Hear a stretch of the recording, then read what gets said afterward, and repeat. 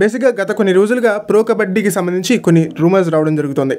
ఈసారి ప్రో కబడ్డీ జరగదని, 1 year delay అవుతుందని, ఎందుకంటే ఏకేఎఫ్ఐకి అండ్ మషాల్ స్పోర్ట్స్కి ఉన్నటువంటి కాంట్రాక్ట్ అనేది ఇంకా రెన్యువల్ కాలేదని కొన్ని రూమర్స్ అయితే రావడం జరిగింది. ఆ రూమర్స్లో ఏమాత్రం వాస్తవికత లేదని చెప్పాలి. దీనికి ప్రధానమైనటువంటి కారణం ఏంటంటే అన్ని ఫ్రాంచైజెస్ కూడా ఇప్పటికే వాళ్ళ కోచింగ్ స్టాఫ్ని నియమించుకోవడం జరిగింది. అండ్ కొన్ని ఫ్రాంచైజెస్ అయితే వాళ్ళ ఎన్వైపీ లిస్ట్ని కూడా ఫైనలైజ్ చేసేసాయి. సో ఈ నేపథ్యంలో ఈ కాంట్రాక్ట్ అనేది రెన్యువల్ కాకపోతే ఇన్ని టాస్క్స్ ఒక ఫ్రాంచైజ్ ఎందుకు చేస్తుంది అది చెప్పండి. అండ్ దాంతోపాటుగా కొన్ని అంశాలపైన నాకు క్లారిటీ కావాలి. అదేంటంటే ఒకవేళ మషాల్ స్పోర్ట్స్ అండ్ ఏకేఎఫ్ఐ మధ్య ఉన్నటువంటి కాంట్రాక్ట్ ఇంకా రెన్యువల్ కాకపోతే కోచింగ్ స్టాఫ్ కావచ్చు, ఎన్వైపీ ప్లేయర్స్ కావచ్చు, ఫ్రాంచైజెస్ తోటి ఎందుకు కాంట్రాక్ట్స్ని సైన్ చేస్తాయి? సో వీటన్నిటి ప్రకారం చూసుకున్న at the same time pro kabaddi ఆప్షన్కి సంబంధించి ఒక్కొక్క అప్డేట్ మనకు అందుతుంది. సో వాటి రీత్యా చూసుకున్నా కూడా ఈసారి ప్రో కబడ్డీ సీజన్ 11 ఆప్షన్ ఆగస్టులో జరుగుతుంది.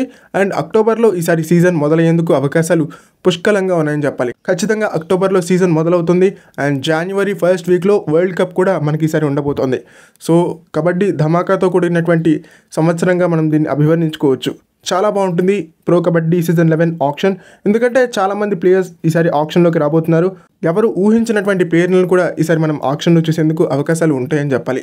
ఓకే, ఇది ఫ్రెండ్స్ ఈ వీడియో కనుక మీకు నచ్చినట్టయితే లైక్ చేయండి, షేర్ చేయండి, మన ఛానల్ని సబ్స్క్రైబ్ చేసుకుని పక్కన ఉన్న బెల్ ఐకాన్ ప్రెస్ చేసి ఆల్ ఆప్షన్లో సెట్ చేసుకోండి.